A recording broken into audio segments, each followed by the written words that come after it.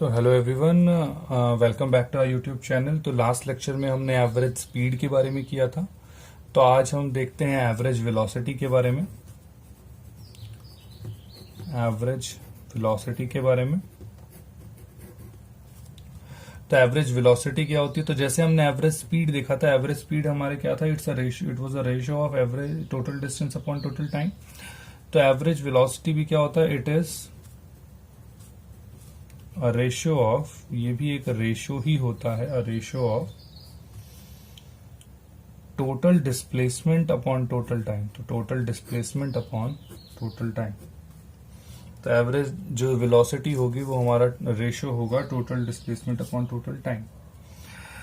अब ये total displacement upon total time के वर्क कैसे करता है वो देखते हैं।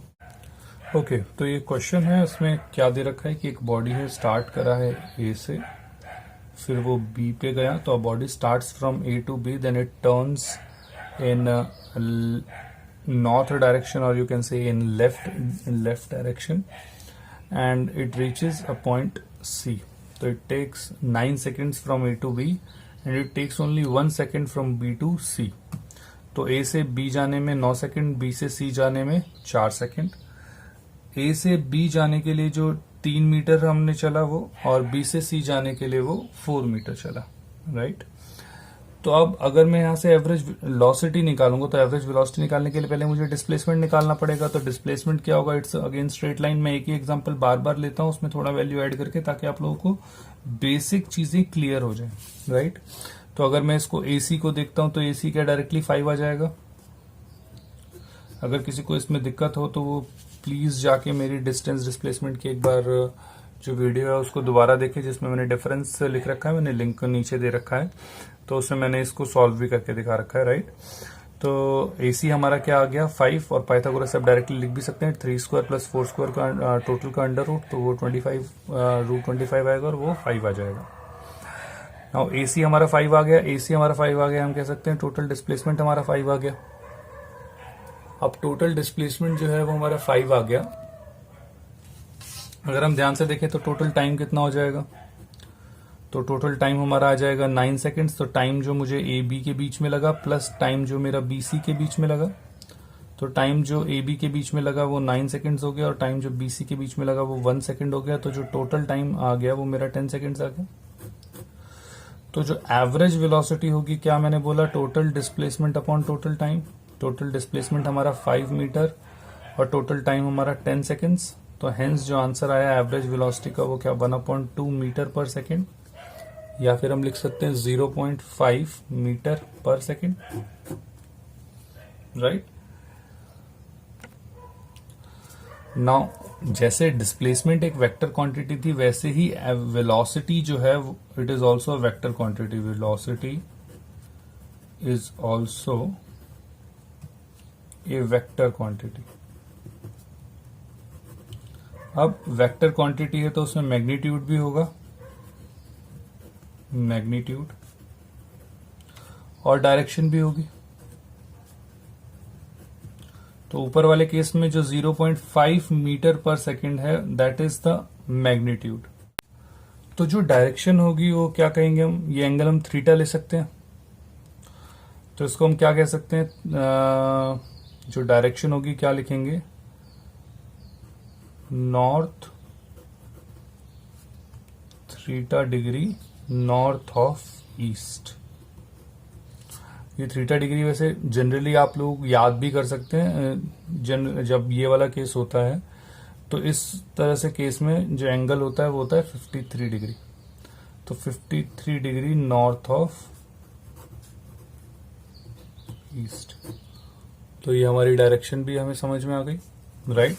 ये स्टैंडर्ड होता है बेटा, इसको आपको याद करना पड़ेगा कि जब मैं एक्चुअल कहूंगा, तो जब भी मैं इस तरीके से लिखूं कि ये 3 है, ये 4 मीटर है, तो ये ऑटोमेटिकली अगर ये ट्रायंगल कंप्लीट होगा तो ये वाला जो एंगल होगा वो हमेशा 53 होगा, और ये वाला जो एंगल होगा वो हमेशा 37 होगा। तो ये वाला हमेशा 53 डिग्री होगा और ये वाला हमेशा 37 होगा। और ये बार बार हम यूज करेंगे ताकि आप लोगों को ये वाली चीजें थोड़ी याद रहे, राइट, क्योंकि बहुत बिल्कुल बेसिक है और ये चीजें याद रहती है तो आगे तक के लिए काफी काम आती है। ओके, तो यहाँ तक हमें velocity is a vector quantity, तो हमें यहाँ तक क्लियर हो गया। इसके अलावा अगर हम देखते हैं तो वेलोसिटी हमारा जो एसआई यूनिट होती है वेलोसिटी की, SI unit of velocity is metre per second, right. और एवरेज वेलोसिटी जो होगी it can be, average velocity can be positive, negative और zero. It is the same जैसा हमारा पहले चलता था, वो बिल्कुल सेम रहेगा। जैसे अगर मैं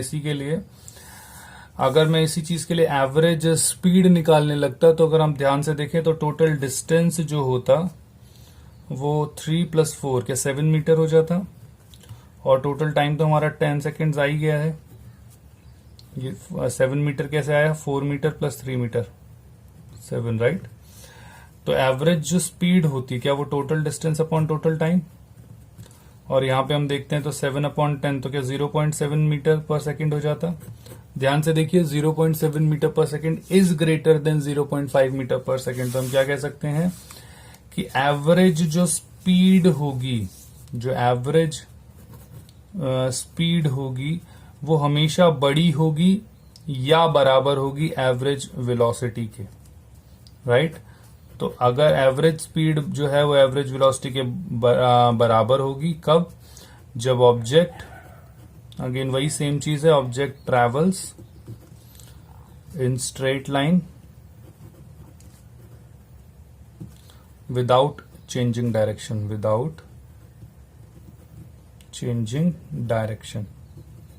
तो जो एवरेज स्पीड है वो एवरेज वेलोसिटी से हमेशा या तो बराबर होगी या बड़ी होगी। बराबर कब होगी, जब ऑब्जेक्ट स्ट्रेट लाइन में चलेगा विदाउट चेंजिंग डायरेक्शन, और अगर उसने डायरेक्शन चेंज करी तो हमेशा एवरेज स्पीड जो है वो एवरेज वेलोसिटी से बड़ी होगी व्हेन ऑब्जेक्ट